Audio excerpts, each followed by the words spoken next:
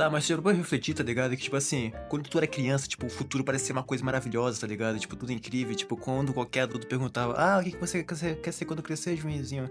E o Joãozinho falava, eu quero ser médico, eu quero ser astronauta, eu quero ser jogador de futebol, tá ligado? E, tipo, tudo se tornava possível, tipo...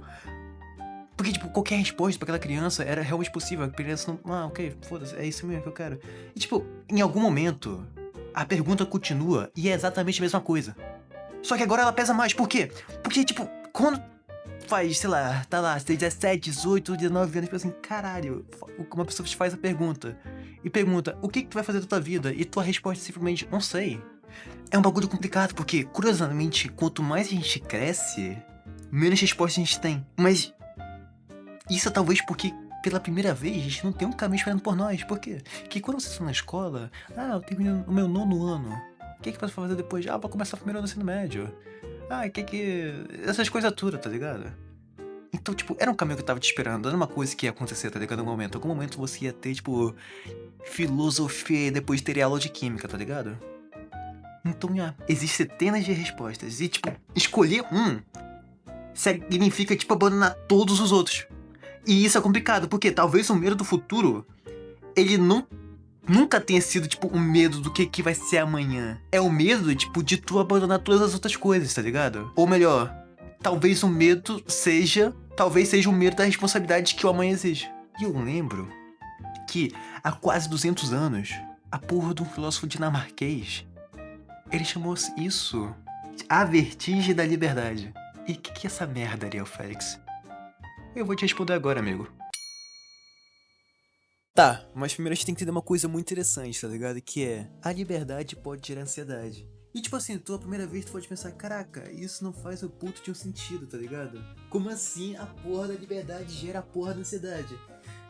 Ou melhor, pode gerar, né, no caso, mas pronto. A liberdade, tipo assim, não deveria ser justamente aquilo que todos nós queremos? E pronto. Pensa numa situação simples. Você tá lá no restaurante, você entra lá e tal. Aí o cardápio, ele tem só 4 pratos. Você tem, tipo, 4 opções. Ou seja, você pode escolher aquilo em poucos minutos. Agora imagina outro restaurante. 200 pratos! 200 fucking pratos. E você passa, tipo, minutos, tipo, uns bons minutos, 30 minutos olhando pra finalmente escolher. Mas, tipo, apesar de você ter ficado, tipo, 30 minutos olhando pra depois escolher aquilo, tá ligado? E você olha pro lado e pensa, será que escolhi errado? Será que foi o certo? E é curioso, porque nesse segundo restaurante você tinha muito mais liberdade, você tinha muito mais opções para o que fazer, tá ligado? Ou seja, você tinha muito mais liberdade pra escolher. Mas também, você tinha muito mais dúvida. Agora amplia isso, tipo, pra ideia da tua vida inteira, tá ligado? Tipo assim, qual profissão que eu vou fazer? Será que eu vou morar naquela cidade ou será que eu fico aqui? Qual curso? Será que construir uma família vale a pena? Ter filho? Será que vale a pena casar? E mudar de país? O Brasil tá foda, cara. Mudar de país parece uma boa opção, cara. Ou eu fico aqui no Brasil, porque o Brasil não sei o que, não sei o que lá. Será que eu fico na minha cidade natal? Repara. Cada escolha abre a porra de um caminho, tá ligado? E fecha centenas de outras. E talvez seja por isso que o futuro assuste tanto.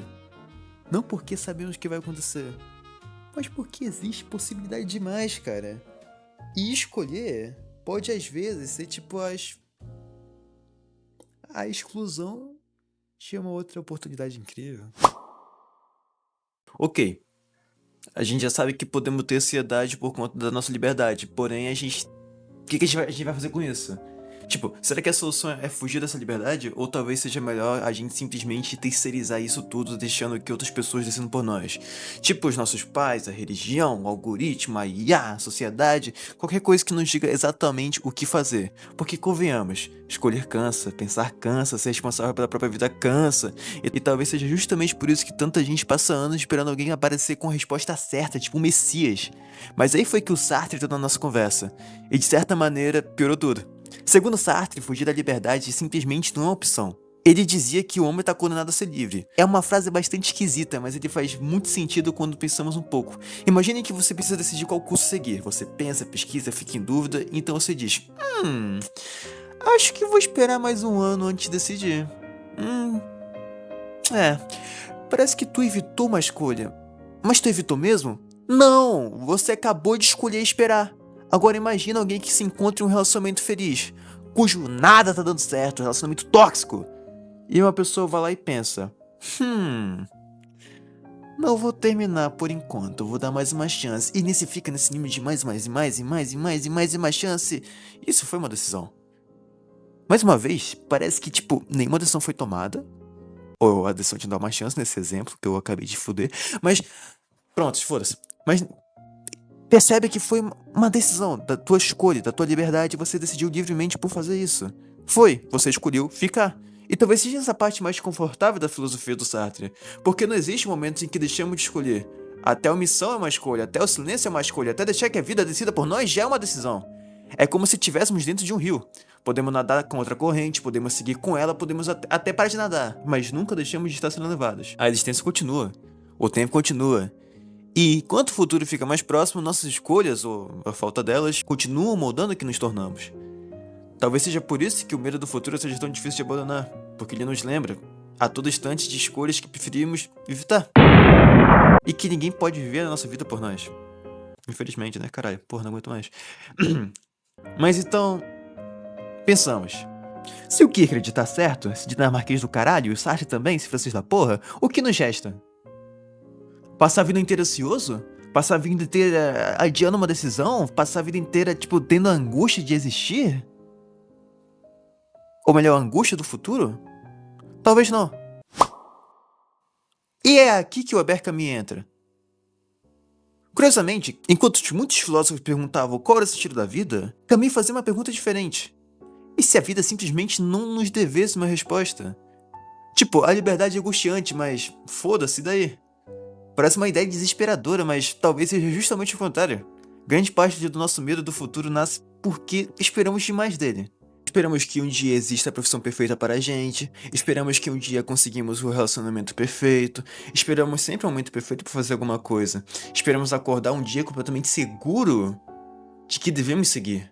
Mas e se esse dia ele nunca chegar? E se a vida nunca entregar a gente essa certeza? Camus dizia que talvez esse seja o erro.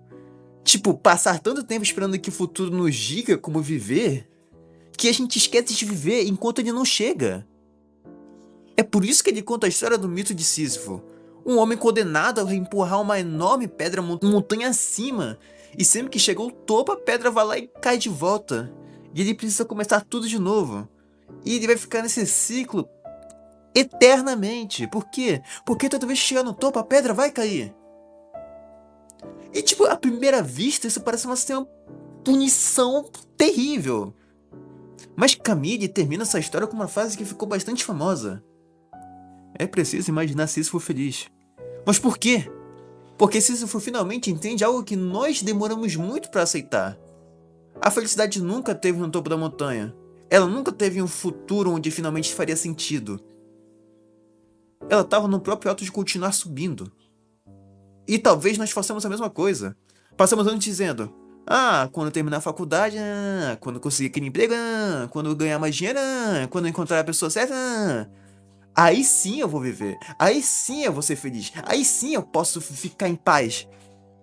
Mas esse aí parece estar sempre alguns passos à nossa frente, sempre no futuro, sempre depois na próxima conquista.